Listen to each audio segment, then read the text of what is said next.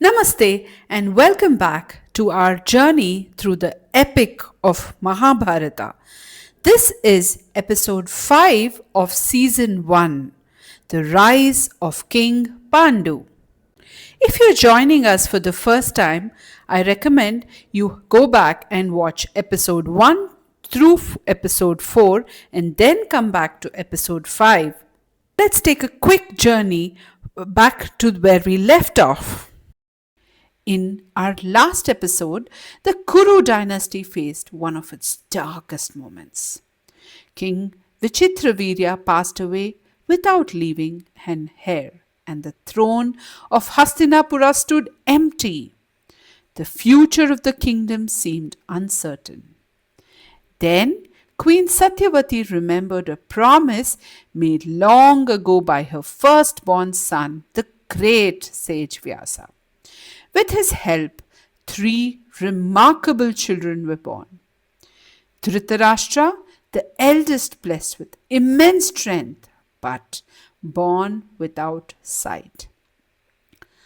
Pandu, a brave and capable prince destined to become a great warrior, and Vidura, born not as a prince, but gifted with extraordinary wisdom, honesty, and a deep sense of justice. 3 brothers, 3 different paths, and 1 throne. Now imagine you're one of the elders of Hastinapura. The kingdom needs a king.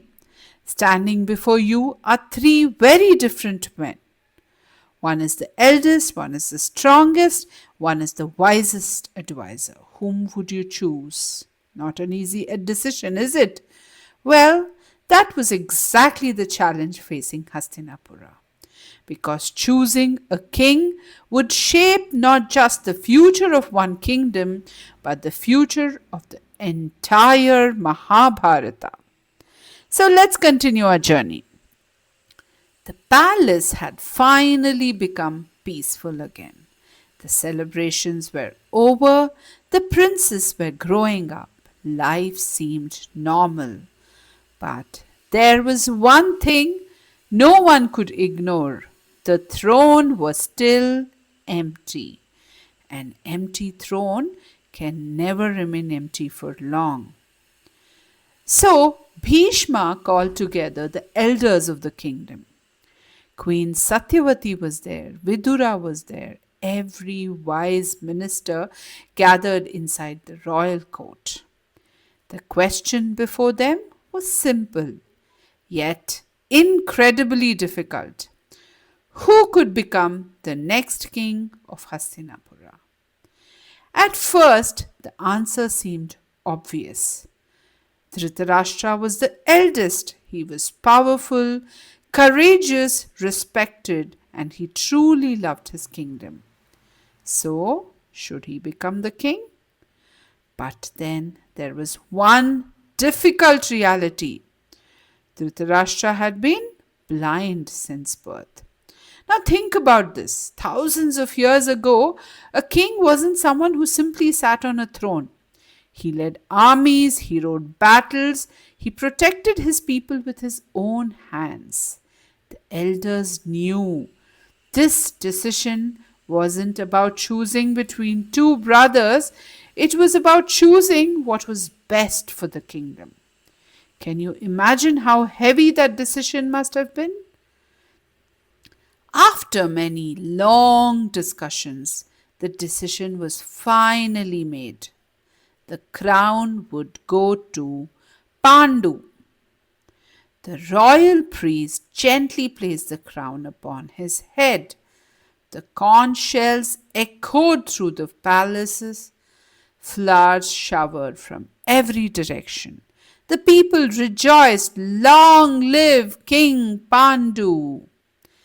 Bhishma smiled, not because Pandu had become king, but because Hastinapura finally had a ruler once again. But have you ever watched someone else receiving something that you had hoped for? Maybe a promotion, a prize, a dream. It hurts, doesn't it? Imagine what Dhritarashtra must have felt. He had prepared all his life. He loved his kingdom deeply, yet the crown belonged to someone else. He had every reason to be angry, every reason to blame fate, but he didn't. He chose dignity over bitterness. That takes greater strength than winning a battle. Pandu understood something very important. A crown is not a reward, it is a responsibility. Every morning he listened to Bhishma's guidance, he sought Vidura's wisdom, he traveled across the kingdom, he met ordinary people, protected the weak, he punished injustice. Slowly, the people stopped saying, "We have a new king." Instead, they began saying, "We have a good king." And those two things are very different. As time passed, the royal family began making preparations for another joyous occasion. It was time for Prince Dhritarashtra to be married. His bride was Princess Gandhari, the noble princess of Gandhara.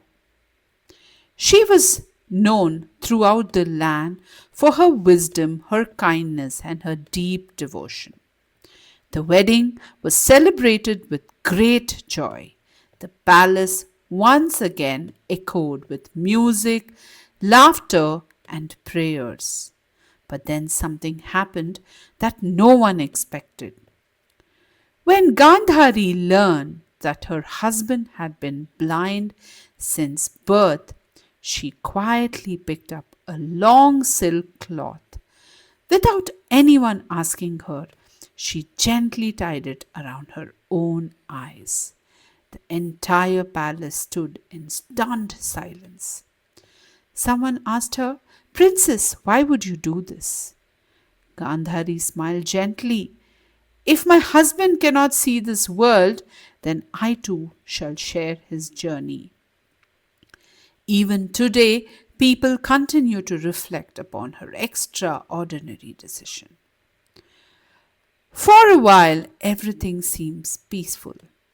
The kingdom had a wise king, the royal family stood united, the people were happy. After so many years of uncertainty, it finally seemed that brighter days had arrived. But destiny was quietly preparing the next chapter. A chapter filled with unexpected trials, heartbreaking choices, and a single moment that would change King Pandu's life forever. And from that turning point would begin the story of five extraordinary heroes, the Pandavas. But how did it all happen? We'll uncover that journey in our next episode. Before we end, let's take a moment to reflect. Lesson 1: Leadership is never about the crown, it's about responsibility. King Pandu became a beloved ruler not because he sat on a throne, but because he served his people with compassion and justice. A true leader doesn't ask how many people serve me. A true leader asks how many people can I serve. Life lesson 2: Life doesn't always give us the place we hoped for. Dhritarashtra didn't become king, yet his dignity, his patience, and the way he accepted life's disappointment teaches us an important lesson. Our worth is never mentioned by the position we hold, it is measured by our character, our choices, and the goodness we carry within us. Thank you for joining me in this incredible journey of the Mahabharata. If you've enjoyed today's story, don't forget to like, share, and subscribe to my YouTube channel, Scintilla. Until we meet again, take care, keep smiling, and keep learning.